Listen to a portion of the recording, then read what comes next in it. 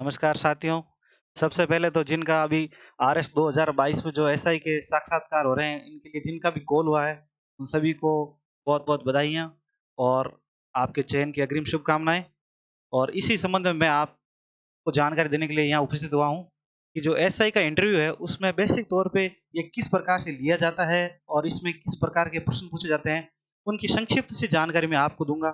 सबसे पहले तो जितने भी हमारे ग्रुप के लोग हैं, जो आरएस या एसआई में टॉप किया है जिन्होंने, और बाकी जिन्होंने खूब सारा जिनका साक्षात्कार का अनुभव है, और उस प्रक्रिया में से एक मैं भी हूँ जिन्होंने साक्षात्कार दिए और इस आरपीएससी से लगातार काफ़ी लंबे समय से जुड़ा रहा हूँ। तो उस अनुभव के आधार पर जो बेसिक क्वेश्चन है, जो सभी को पूछे जा रहे हैं, उनके बारे में मैं आपको जानकारी दूँगा।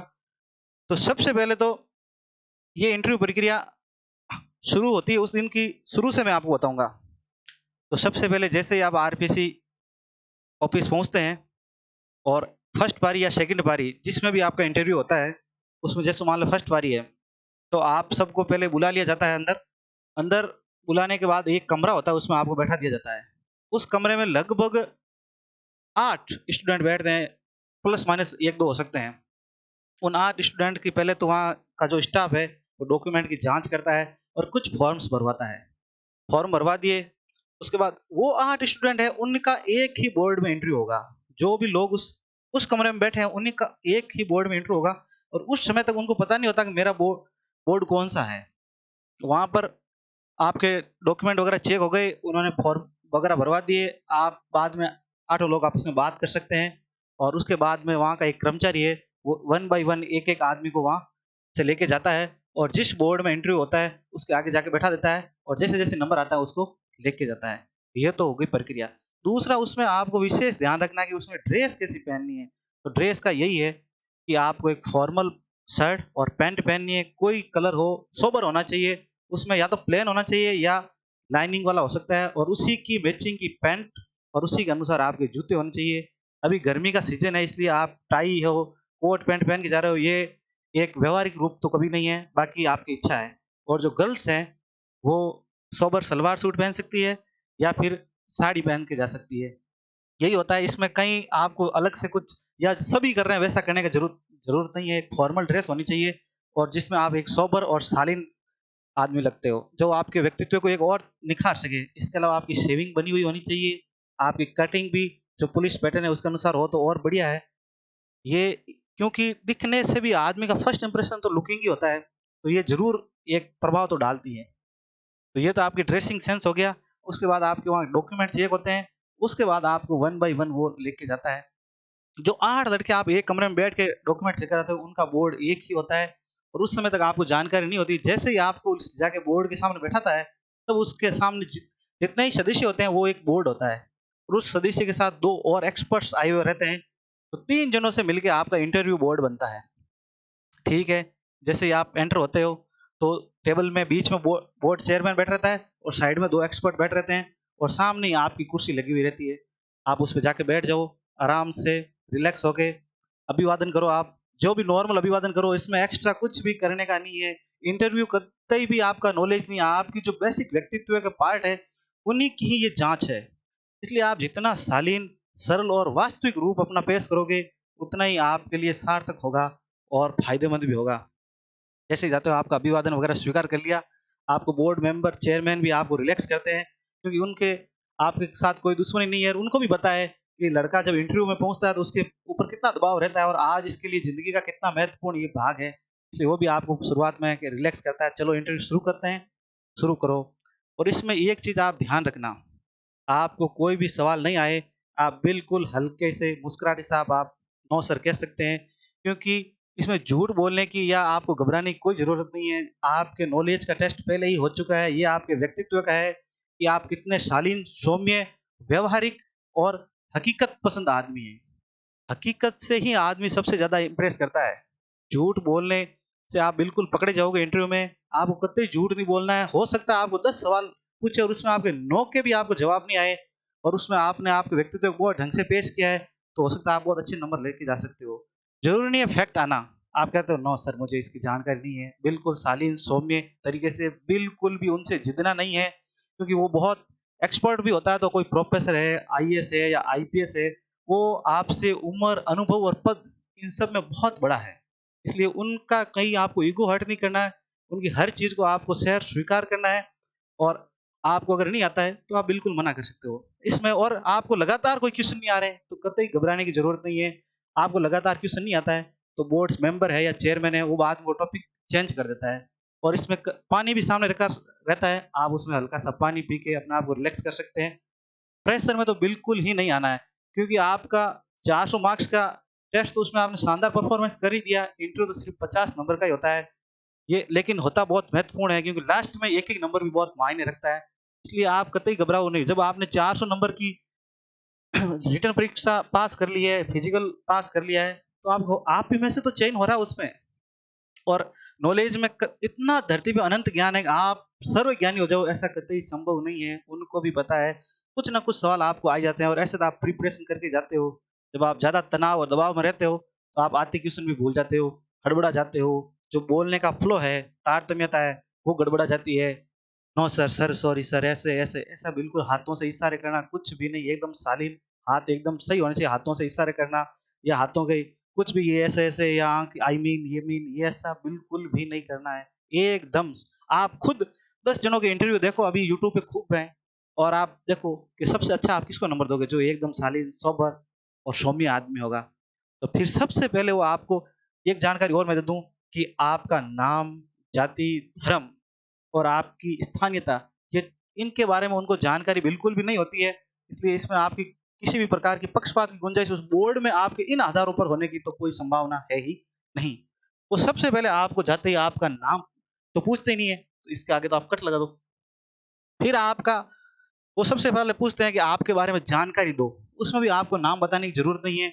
आप ये बता सकते हो मैंने ये क्लास यहाँ-यहाँ से की है। इससे क्या उनको पता चल जाता है कि आपके सब्जेक्ट कौन से रहे हैं और आप उस स्कूल और उस कॉलेज से पता चल जाता है कि आप उस क्षेत्र से बिलॉन्ग करते हो। तो उसी चीज़ को वो आपका गृह जिला मान लेते हैं और फिर उसी से संबंधित आपका गृह जिला, जैसे मान लो आपने 12th कॉलेजिंग वगैरह सब आपने जोधपुर से की है, तो उनको पता चल गया कि अभी ये लड़का जोधपुर से संबंधित है, जोधपुर का नहीं भी है, तो इसने अपना इतना टाइम वहाँ पर गुज़ारा है, तो इसका ज़्यादातर जो टीनेज है वो उसकी वहीं गुज़री है, इसलिए आपको फिर वो जोधपुर के बारे में सांस्कृतिक, भौगोलिक या यहाँ की जो भी चीज़ें फ़ेमस है, यहाँ के जो व्यक्तित्व फ़ेमस है, यहाँ पर कोई बड़ी घटना हुई है, कुछ भी ऐतिहासिक उन संबंध से वो जानकारी पूछेगा। सबसे पहले आपका शुरुआत वहीं से होगी, फिर आपके जो ग्रेजुएशन में विषय हैं, हिस्ट्री हो, बीएससी हो, बीए, बीएससी, बीकॉम जो भी रहा हो, उसके फिर वो आपको फिर 3 विषय होते हैं, उनके आधार पर वो सवाल पूछता है। और उन विषयों में भी आपको अगर हो सकता है ग्रेजुएशन किए हुए काफ़ी टाइम हो गया है, तो आप बिल्कुल सहर्ष कह सकते हो कि सर मुझे ग्रेजुएशन किए हुए काफ़ी समय हो गया है और अब मैं इन चीज़ों को भूल गया हूँ। तो भी आपको कोई नहीं, वो आगे बढ़ जाते हैं। आपको इसमें घबराने की ज़रूरत ही नहीं है, आज क्या भई अरे मैं तो वापस ग्रेजुएशन के अब विषय लेके बैठूँगा, ऐसा कुछ भी नहीं है। जो आपको बेसिक जानकारी अगर आपने ढंग से की है, तो उसके बारे में होगी। उसके अलावा जो आपने एसआई की तैयारी की है, इसमें भी आपने पढ़ा ही है, तो आता है वो बढ़िया है। चीज़ें अब ग्रेजुएशन के विषय अब आप तैयार करने अब बैठोगे, तो हो ही नहीं सकता है। क्यों 3 साल के विषय, 1 साल में 3 फर्स्ट, सेकंड 2 6 परीक्षाएँ होती है। 18 पेपर आप तैयार थोड़ी कर सकते हो, कोई नहीं तैयार कर सकता है। तो उसमें भी आपको जितना आता है, लेकिन मेरा ये बताने की ज़रूर यही है चीज़ कि पहले तो आपको उस गृह जिले से संबंधित वो सवाल पूछता है, इंटरव्यू आपका यहीं से शुरू होता है। फिर आपका विषय जो आप ग्रेजुएशन रहे, ये क्या है कि इनके बारे में सवाल पूछने का आधार ये है कि उनको कुछ तो बेस मिले, जिसके आधार पर वो आपसे कम्युनिकेशन स्थापित कर सके। या आपके बोलने का ढंग, आपका उस विषय के प्रति जानकारी, यही उनका होता है उद्देश्य। इसमें बाकी कोई उद्देश्य नहीं है कि भई आपसे वो एकदम बारीकी से एकदम एक्सपर्ट मान के बैठे हैं, ऐसा कुछ नहीं है। आपके होम डिस्ट्रिक्ट के क्वेश्चन हो गए, फिर आपके ग्रेजुएशन के क्वेश्चन हो गए। ग्रेजुएशन के बाद आपने बाद में भी कोई डिग्री की है अदर्स या एमए की है या पोस्ट ग्रेजुएशन की है, तो फिर उससे संबंधित भी वो सवाल पूछ सकते हैं। उस दौरान अगर आपने एनसीसी की है, तो आपके सवाल एनसीसी से भी होंगे। ये हो गया। उसके बाद आपकी हॉबी से सवाल पूछेंगे। आप हॉबी ढंग से तैयार करें और आपको लगता है कि आपकी कोई हॉबी नहीं है, तो आप इसमें नो भी भर सकते हैं और आप कह सकते हो सर मेरी अभी कोई हॉबी नहीं है, लेकिन हॉबी भर देनी चाहिए। हॉबी आपकी कुछ भी हो सकती है, पढ़ना है, लिखना है, घूमना है, बागवानी है, कैमल सफारी है, हॉर्स राइडिंग है, एनिमल लवर हो आप, जो भी आप करो या पार्ट टाइम किसानी वगैरह करते हो, जो भी उसको आप उसके पूरा तैयार करके जाना। इसका एक आप अपनी अभी से डायरी बना लो, उसमें आप इन्हीं चैप्टर्स को ज़रूर रख लो। सबसे पहले तो आपका गृह जिला है, उससे संबंधित जानकारी लो।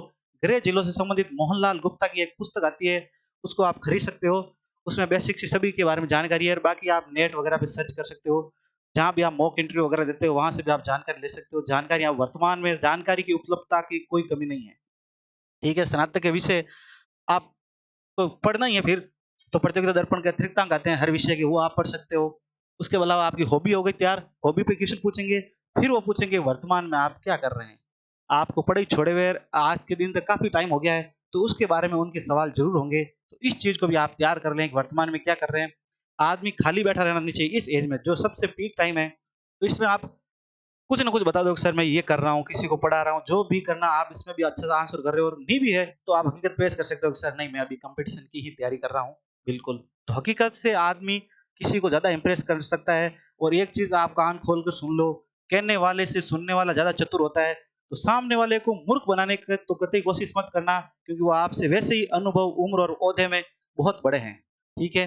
तो आप इसके बारे में कर लो। फिर करंट अफेयर्स से जो बेसिक क्वेश्चन है उनके बारे में अभी आपको मैं लिख के लेके आया हूँ कि ये क्वेश्चन वर्तमान में पूछे जा सकते हो, जो पूछे गए बेसिक एक एसआई से इन सवालों की गुंजाइश की जाती है। और आप 100 इंटरव्यू दिए हुए लोगों से मिल लो, आपको घुमा फिरा के यही क्वेश्चन जो आपके सामने मैं पेश करूंगा वही पूछे जाते हैं। इनके उत्तर मैं अभी इसलिए नहीं बता रहा हूं क्योंकि उत्तर कोई एक होता ही नहीं है। हाँ, मेरा अपना एक मानक हो सकता है कि मैं इसको ये बताऊंगा। तो उसके अलावा अगर आपको हमसे जानकारी लेनी है तो वागीश्वर इंस्टीट्यूट के आप नंबर है यहाँ भी दिए हुए हैं। आप वागीश्वर इंस्टीट्यूट पे कहीं भी सर्च करोगे आपको नंबर मिल ही जाएंगे। उस नंबर पे आप फोन करके संस्थान आ सकते हैं, मॉक इंटरव्यू दे सकते हैं, कोई भी जानकारी ले सकते हैं।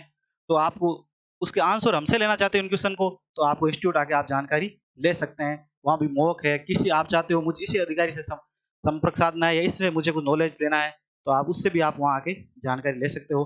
ठीक है, आपके करंट अफेयर से संबंधित सवाल आपको करंट अफेयर ढंग से तैयार करना है। उसके अलावा पुलिस से संबंधित क्वेश्चन आपके इसमें बहुत जबरदस्त होंगे क्योंकि एसआई का इंटरव्यू है। तो सबसे पहले मैं आपको शुरुआत मान लो कुछ बेसिक करंट अफेयर्स के और पुलिस से संबंधित, पहले मैं करंट अफेयर्स को बता देता हूँ, फिर आपको मैं पुलिस से संबंधित जो क्वेश्चन है उसके बारे में जानकारी दे देता हूँ। सबसे पहले तो अभी करंट में आपको बताया कि रूस यूक्रेन विवाद चल रहा है, तो इस विवाद को आप बहुत ढंग से तैयार कर लो। इसमें आप ये तैयार कर लो भाई रूस का क्या पक्ष है, क्या रूस सही है या गलत है, यूक्रेन का क्या पक्ष है, यूक्रेन को किसने उकसाया, क्या वो सही था या नहीं था, भारत की इसमें क्या भूमिका है। इन सभी आयामों पर आप अपना एक शानदार आंसर तैयार कर लो और अपनी प्रैक्टिस कर लो। ये तो आपको प्रैक्टिस, ये नॉलेज लेने के बाद ही आप मॉक में उतरो। ये सब मैं आज क्वेश्चन बताऊंगा, इनको आप अगर बैठो 2 या 3 दिन में अपनी डायरी में सब लिख सकते हो। तो इस पहले आज आज से आप ये काम करना, एक डायरी बनाना और उसमें जो मैं समस्त प्रश्नों पर जो आपसे चर्चा कर रहा हूँ, इनके पहले तो प्रश्न लिख लो, यहाँ से जैसे मैं बोल रहा हूँ लिख लो। उसके अलावा फिर इनके आंसर लिखो अपनी तरफ से, फिर आप हमसे जाँच करवा सकते हैं। बाकी आप जहाँ भी अपने पास आस-पास सभी जगह जितने हैं जगह हैं वहाँ मॉक देके आ जाओ। मॉक देने से आपकी एक बहुत शानदार प्रैक्टिस हो जाएगी। इससे आपका बोलने का फ्लो आ जाएगा, आई कांटेक्ट हो जाएगा, आप हाथों से इधर-उधर इशारे कर रहे हो वो आपका निकल जाएगा, हेजिटेशन निकल जाएगा। और आप कम से कम 100 मॉक दे दो, लास्ट में आपको लगता है कि मैं तो एकदम घर पे ही दे रहा हूँ। और घर पे भी आप छोटे भाई-बहन या अपने माता-पिता, कोई किसी यार दोस्त के साथ उनको भी आप बैठा के सामने सवाल जवाब कर सकते हैं। सबसे पहले रसिया यूक्रेन विवाद है, इसके बारे में आप शानदार अपना तैयार कर लो। ठीक है, उसके बाद में एक चीज, अभी राजस्थान में जो ऊर्जा की समस्या है ये बहुत बड़े स्तर पर आ रही है। इसका, ये ऊर्जा समस्या क्यों पैदा हुई है और इसका समाधान क्या है, ये एक प्रश्न हो गया। इसका आप आंसर अपनी डायरी में तैयार कर लो। फिर राजस्थान में भी कोयले की कमी आ रही है। पहली बात तो ये कोयले की कमी आई क्यों है, ये कोयला आज तक आ कहाँ से रहा है और केंद्र इसको कितना देता है और राज्य की इसमें कितनी भूमिका होती है। इन डायमेंशन पे आपको इसका आंसर तैयार करना है। ठीक है, फिर आप एक अगला क्वेश्चन मैं बोल रहा हूँ कि श्रीलंका है, मालदीव है और पाकिस्तान जो भारत के पड़ोसी देश है, इनमें अभी राजनीतिक और आर्थिक संकट आया हुआ है। ये क्यों आया, इसका समाधान कैसे होगा और भारत पर इसका क्या प्रभाव पड़ेगा। इन 3 डायमेंशन पे इस क्वेश्चन को तैयार करना है। उसके बाद अफगानिस्तान में अभी जो शासन व्यवस्था बदली है, वहाँ पर तालिबान आया है। तो तालिबान के आने से जो भारत के द्वारा वहाँ जो निवेश हो रखा था, वहाँ डैम बनाया हुआ था, सड़क बनाई हुई थी, वहाँ का संसद भवन बनाया था, उस निवेश पे क्या प्रभाव पड़ेगा और अब भारत और तालिबान आगे किस तरह से कार्य करेंगे। तो इस संबंध में भी आप अच्छे से आर्टिकल वगैरह पढ़ सकते हो, तैयार कर लेना। ठीक है, इंटरव्यू में, इस वीडियो में आपको इसलिए नहीं बता रहा हूँ, एक तो इसके इनके कई सारे आंसर होते हैं, दूसरा बहुत बड़ा हो जाएगा। फिर एक क्वेश्चन पे भी मैं आपको आधा घंटा 1 घंटा पढ़ा सकता हूँ, फिर बहुत बड़ा वीडियो हो जाएगा। इसके अलावा जो दक्षिणी चीन सागर है, इसमें चीन किस तरह से अपना दावा पेश कर रहा है, 9 डेज थ्योरी क्या है, 11 डेज थ्योरी क्या है, जो चीन की नव साम्राज्यवादी नीति है, इसके ऊपर अपना आंसर कौन-कौन सी वो द्वीप बना रहा है, वो है। भारत की इसमें क्या भूमिका है, बाद में क्वाड क्या है, क्वाड के ऊपर स्पेशल अभी तैयार करना, कौन-कौन से अभी इसके सम्मेलन हुए हैं, कौन-कौन इसमें शामिल है क्वाड में। इस क्वेश्चन को भी आप बहुत ढंग से तैयार कर लेना, ठीक है। फिर है जो अभी भारत रक्षा सौदा कर रहा है, किन-किन देशों से भारत हथियार खरीदता है, कौन-कौन से हथियार खरीदता है, इसमें भी आप बहुत शानदार आंसर तैयार करना। रक्षा सौदा जैसे S-400 है, विमान है, राफेल है, अब आगे वो कौन सी खरीदेगा, मेक इन इंडिया क्या है, ठीक है। और इसके साथ ही आपको जितनी भी योजनाएं हैं, जनगणना है और इकोनॉमिक सर्वे, ये तो आप जो करंट अफेयर्स का एक पार्ट है। इकोनॉमिक सर्वे, जनगणना और योजनाएं, इनको तो आपको तैयार करना ही करना है। ये आपकी डायरी में बिल्कुल लिखे होने चाहिए। उसके अलावा सवाल है कि जो महंगाई है, अभी जो महंगाई इतनी क्यों बढ़ रही है, इसके पीछे क्या कारण है, महंगाई बढ़ने का किस पक्ष को फायदा होता है और किस पक्ष को नुकसान होता है, ये जरूर ध्यान रख लेना। जैसे मान लो सब्जियां हैं, नींबू है, इनकी कीमतें बढ़ रही है, तो क्या इसको किसान को फायदा हो रहा है कि किसान को फायदा नहीं हो रहा है? न तो किसान को फायदा हो रहा है, न उपभोक्ता को फायदा हो रहा है, बिचौलियों को फायदा हो रहा है। तो इस संबंध में आप अपना पूरा अच्छी तरह से आंसर तैयार कर लेना। दूसरी बात और है कि जो तेल के भाव बढ़ रहे हैं, ये क्यों बढ़ रहे हैं और तेल की दर कैसे अभी भारत में निश्चित की जा रही है, तो इसके संबंध में भी आप एक शानदार सा उत्तर तैयार कर लेना। एक और, जो ये नाटो है, ये नाटो क्या है, यूक्रेन विवाद से संबंधित जुड़ा हुआ था।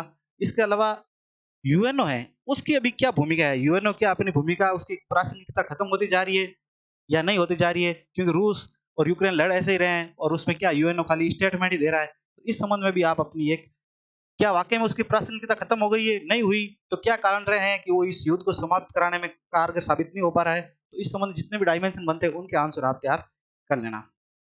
दूसरा है कि भारत में राष्ट्रीय स्तर पर अभी दो पार्टी बनती है, कांग्रेस है, बीजेपी है, लेकिन आम आदमी पार्टी 2 राज्यों में आ गई है। तो क्या एक त्रिदलीय भारत में व्यवस्था बनती जा रही है? तो इस संबंध में भी आप अपना एक व्यू तैयार कर सकते हो, ये एक व्यू है। दूसरा, अभी जैसे सोशल मीडिया पे बुलडोज़र है, गाड़ी पलटाई जा रही है, पुलिस का ये इंटरव्यू है, इसलिए इस चीज़ में वो आपसे ज़रूर साक्षात्कार में सवाल पूछ सकते हैं कि क्या ये बुलडोज़र है, ये चीज़ें बुलडोज़र चलाए जा रहे हैं, या सही हैं, या आप इसमें अपना आंसर तैयार कर सकते हो कि नहीं सर, अगर वाक़ई में दोष साबित हो जाए तो उसके ऊपर बुलडोज़र चलाना कोई गलत बात नहीं है। जैसे भी आप अपना एक व्यू रखना, इसके माइनस लाभ और हानि सब आपको इसमें रखने हैं। गाड़ी पलटाई जाना, क्या वाक़ई में गाड़ी पलटाई जाना मीडिया की उपस्थिति वो एकदम नेचुरल था या नेचुरल नहीं है, अपराधियों से ट्रीट करने का तरीका पुलिस का, इस संबंध में आपको फिर घुमा फिरा के खूब सारे क्वेश्चन पूछ सकते हैं। एनकाउंटर है, फर्जी एनकाउंटर है, हवालात में मौतें हो रही है, इस संबंध में वो आपसे क्वेश्चन जरूर कर सकते हैं। एक और क्वेश्चन है, अभी आईपीएल चल रहे हैं, आईपीएल सीजन है, तो इसमें जैसे ये ड्रीम 11 है, माई सर्किल है, ये सट्टे से किस प्रकार अलग है? क्या ये सट्टे की तरह भी एक सट्टे का एक सोफिस्टिकेटेड रूप है? और इससे युवाओं पे क्या प्रभाव पड़ रहा है? क्या इससे लोग बर्बाद हो रहे हैं? लोग, बच्चे हैं जो अपने माता-पिता से छुप के इस चीज़ में आ जाते हैं, आगे वो फिर वो सट्टे में फिर उसमें बढ़ जाते हैं, गैम्बलिंग वगैरह में। तो इसके बारे में आप अपने पूरे डायमेंशन यार अपनी डायरी में ज़रूर कर लेना। और एक और क्वेश्चन, सोशल मीडिया है, इसका समाज पर और बच्चों पर, युवाओं पर क्या प्रभाव पड़ रहा है? ये किस प्रकार फ़ायदेमंद और किस प्रकार हानिकारक हैं? इसके बारे में आपको बहुत ढंग से अपना एक चैप्टर तैयार करना है, ठीक है?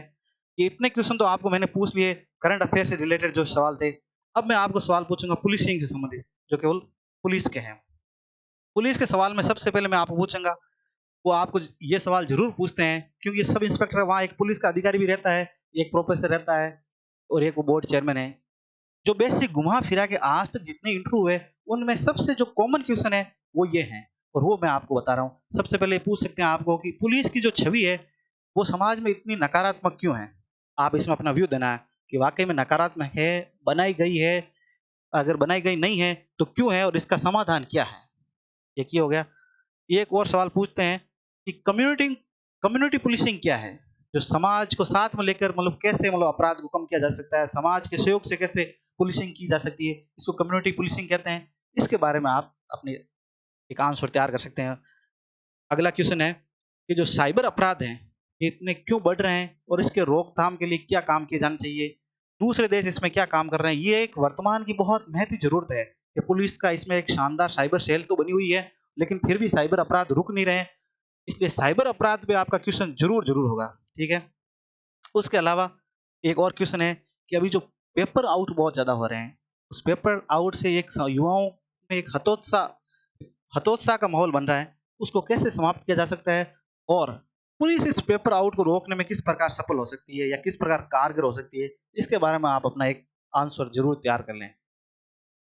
अगला क्वेश्चन है, अभी कोरोना गया 2 साल तक कोरोना इफ़ेक्ट बहुत भयंकर था, तो कोरोना की रोकथाम के लिए क्या साधन है? तो आपको पूरे बताने हैं भई, टीकाकरण है, मास्क है, डिस्टेंस है, ये सब चीज़ें बतानी है। इसके अलावा जो रोज़गार पे बहुत भयंकर तरीके से एक चेंजेज़ आया है, तो जो रोज़गार समाप्त हुआ है उसके अल्टरनेट सोर्सेज़ क्या उभर कर आए हैं, इसके बारे में भी आप अपना आंसर एक तैयार कर लेना। और कोरोना काल में अफ़वाहों ने एक बहुत बड़ा स्थान प्राप्त कर लिया था कि रोज़ कुछ न कुछ अफ़वाह आ जाती है, ये ऐसे-ऐसे, उसको पुलिस कैसे रोकेगी? इसमें भी वो साइबर वाले से जुड़ेगी। इसके ऊपर भी आप अपना शानदार एक आंसर तैयार कर लेना। अगला क्वेश्चन है कि आज जैसे मान लो पुलिस इंस्पेक्टर है, वो हर काम खुद ही कर रहा है, इन्वेस्टिगेशन भी वही कर रहा है और कानून व्यवस्था का जिम्मा भी उस पर ही है। तो आप इस पे सवाल पूछेंगे, क्या एक इंस्पेक्टर कानून थाने में एक इन्वेस्टिगेशन का अलग इंस्पेक्टर और कानून व्यवस्था का अलग इंस्पेक्टर, अगर ऐसे 2 इंस्पेक्टर तैनात कर दिए तो इसमें फिर कोऑर्डिनेशन कैसे होगा? ये इस टाइप के क्वेश्चन आपसे पूछेंगे। तो ये भी आप इस पे भी एक शानदार सा अपना आंसर तैयार कर लेना। फिर ये है जो खूब सारा क्वेश्चन पूछा जा रहा है कि अभी देखो आजकल वीडियो कॉन्फ्रेंस हो रही है, वीसी हो रही है, तो फिर सीआई इंस्पेक्टर है या थानेदार? एसआई भी थानेदार होता है। एसएचओ, इसमें भी आप ध्यान कर लेना, एसएचओ का फुल फॉर्म क्या है? किस थाने का जो थानाधिकारी है वो सब इंस्पेक्टर रैंक का रहता है और किन थानों का इंस्पेक्टर है वो सीआई स्तर का रहता है। थाना कितने मतलब संख्या के ऊपर थाना बनाया जाता है, इसके बारे में भी आप शानदार सा अपना आंसर तैयार कर ही लेना। हाँ, मैं आपको ये बता रहा था कि जो वीडियो कॉन्फ्रेंसिंग का ज़माना है, इसमें जो इंस्पेक्टर है वो सीधा एसपी से संवाद रखता है, तो फिर बीच में ये डीवाईएसपी का जो पद है और एसपी है वो सीधा डीजीपी से संपर्क संवाद रखता है, तो फिर बीच में एक आईजी की पोस्ट हो गई। तो क्या डीआईजी, आईजी और ये डीएसपी का पद का कोई महत्व है?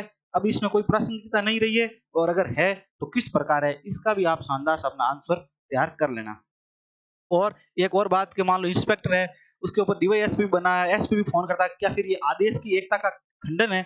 इसके ऊपर एक बहुत शानदार सा आंसर तैयार कर लेना, इसके ऊपर आप वो खूब घुमाते-फिराते हैं, क्योंकि जो आज तक पूछे जा रहे हैं।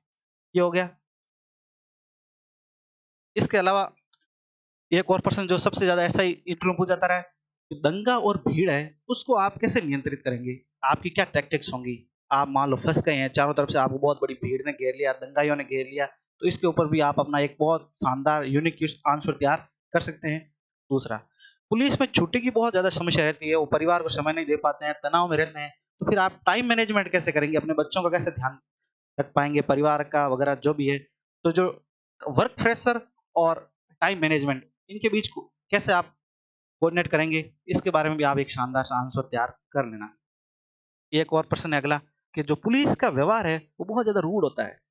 ऐसा माना जाता है, होता नहीं होता, हर किसी का नहीं होता है, लेकिन ऐसा होता है, तो क्यों होता है और इसका समाधान क्या है? ठीक है? इसका भी एक शानदार सा आप उत्तर तैयार कर लेना। फिर अगला प्रश्न है कि भ्रष्टाचार इतना ज़्यादा क्यों व्याप्त है और इसका समाधान किस प्रकार किया जा सकता है? इस पे तो ज़रूर सवाल पूछेंगे और पुलिस की छवि इतनी भ्रष्टाचार के साथ क्यों जुड़ी हुई है? पुलिस आज अपने कानून व्यवस्था से ज़्यादा बजरी माफिया है या सट्टेबाजी है या ज़मीन माफिया है, इन सब के साथ कहीं न कहीं उसका नाम आ ही जाता है। जब भी पकड़ा जाता है तो कहते हैं इसके पुलिसिंग के साथ संपर्क है। तो उस संबंध में भी आप इसका शानदार सा एक आंसर तैयार कर लेना।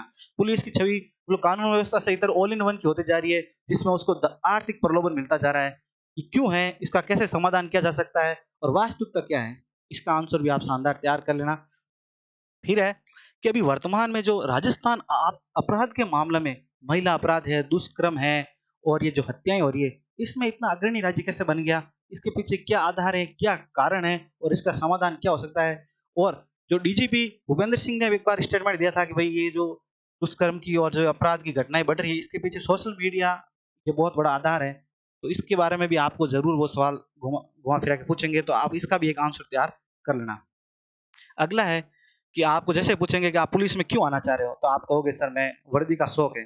तो आपको ज़रूर ये सवाल पूछ सकते हैं कि जब आप वर्दी का शौक है तो वर्दी तो आरएससी में भी है, आपने उसको प्रायोरिटी में क्यों नहीं भरा? जबकि उसमें पॉलिटिकल प्रेशर भी नहीं है। तो इसका मतलब आप तो मतलब पावर स्टेटस या आप भ्रष्टाचार करने का आते हैं, उसमें पॉलिटिकल डीलिंग नहीं है। इस संबंध में भी आपको ज़रूर घुमा-फिरा के क्वेश्चन करते हैं और इसका भी एक आप शानदार सा आंसर तैयार कर लेना। और अगला एक क्वेश्चन है जो बहुत महत्वपूर्ण है कि आपको पॉलिटिकल प्रेशर बहुत ज़्यादा झेलना पड़ता है पुलिस में। इसके साथ आप कैसे मतलब अपने आप को सांचे में ढाल पाएँगे और आपको हमेशा ट्रांसफ़र का या कहीं फँसाने का नेताओं के वो भी दबाव बना रहता है, गाली-गलौज का। तो आप इसमें फिर किस चीज़ को चुनेंगे? उनके दबाव में दब जाएँगे या अपनी सत्यता को सबसे प्रायोरिटी में रखेंगे? ये सब सवाल जो बेसिक से हैं, जो कॉमन क्वेश्चन हैं, ये हर पुलिस से संबंधित कोई भी इंटरव्यू किसी भी स्टेट में देता है, घुमा-फिरा के ये क्वेश्चन ज़रूर पूछे जाते हैं। और जो करंट से संबंधित मुद्दे थे, वो भी मैंने आपको बता दिए। इंटरव्यू जो शुरू हो रहा है, वो सबसे पहले आपको आपकी खुद के परिचय से, जिसमें आप अपने सब्जेक्ट, आपने किस में ग्रेजुएशन किया है और कहाँ से किया है, यहीं से शुरू होता है और यहीं से वो आस-पास घुमा के शुरू करते हैं, फिर आपके हॉबी पे जाते हैं और फिर आपके वो आगे बढ़ते जाते हैं। फिर आपको उस दिन का अखबार ज़रूर पढ़ना है। इंटरव्यू जो लेने आए हैं वो कभी कतई भी सोच के नहीं बैठे हैं। वो ये ज़रूर बैठे हैं, पुलिस का ये बंदा पुलिस में भर्ती होने आ रहा है, तो पुलिस से संबंधित सवाल तो उनके दिमाग में होते हैं। बाकी जो करंट अफेयर्स है या जो अदर क्वेश्चन्स आते हैं, वो उस दिन की अखबार की एक घटना ही पूरा आपका इंटरव्यू खींच सकती है। आप अखबार में आज कोई उस दिन विशेष घटना घटित हो गई, तो रो उस दिन का अखबार आप ज़रूर पढ़ के जाएँ, या उस सप्ताह की बहुत बड़ी घटना घटित हो गई। जैसे मान लो अभी थोड़े दिन पहले, अभी तो कम हो गई, लेकिन आज से 1 महीने पहले रूस और यूक्रेन यही सब छाया हुआ था। तो हो सकता है उस दिन जिसका इंटरव्यू हुआ, यही छाया हुआ। एक बार जब हम इंटरव्यू देने गया था, या मेरे साथ वाले जो भी इंटरव्यू देने गए थे, उस समय ये नोटबंदी इतना ज़बरदस्त मुद्दा था, तो हमारे से 1 हफ्ता पहले और 1 हफ्ता बाद तक का हर किसी लड़के का इंटरव्यू 80% नोटबंदी पे ही हो रहा था। तो ये तो आपकी उस दिन की घटनाएँ, आस-पास का जो कहते हैं ना आवरण या क्षेत्र, ये ज़रूर आपके इंटरव्यू को प्रभावित करता है। और सबसे ज़्यादा प्रभावित करता है आपका सरल सौम्य व्यवहार, बोलने का तरीका, बैठने का अदब, सामने वाले को ईगो हर्ट नहीं करना बिल्कुल भी। और बाकी ये जो बेसिक क्वेश्चन है, इनके आंसर, और एक बहुत नेचुरल सदाबहार आंसर, यूँ नहीं कि एकदम एक्सट्रीम लेवल के आप आंसर दे रहे हो, ऐसा भी कोई ज़रूरी नहीं है। और सबसे बड़ी बात ये है कि जितने भी प्रश्न मैंने आपको बताए, इन सब के कई सारे आंसर हो सकते हैं, क्योंकि ये इसमें सब में आपका व्यू माँगा गया है। ऐसा तो है ही नहीं कि भारत की राजधानी कौन-सी है, दिल्ली, ये तो सभी जगह सार्वभौम सत्य है। ऐसा नहीं, इन सब में व्यू माँगा गया है कि ऐसा क्यों हो रहा है, आपके हिसाब से समाधान क्या है। तो इसके आंसर भी आप खुद ही तय करो, खुद ही लिखो। हाँ, बाद में आप जाँच हमसे करवा सकते हैं, और भी जो चयनित हुए हैं अच्छी रैंक से, आप उनसे भी करवा सकते हो। बाकी आप मॉक देने जा रहे हो, वहाँ भी आप उनसे जाँच करवा सकते हो। ये आप एक बेसिक सी डायरी बना लो, ये बेसिक से क्वेश्चन है, इनको आप, इनका उत्तर आप लिख लो, और फिर आप चेक हमसे भी करवा सकते हो। और इसके बाद आप मॉक की ज़्यादा से ज़्यादा प्रैक्टिस करो, तो आपका लगभग चयन बहुत अच्छे रैंक से हो जाएगा। बहुत-बहुत धन्यवाद और आपको फिर से एक बार शुभकामनाएँ।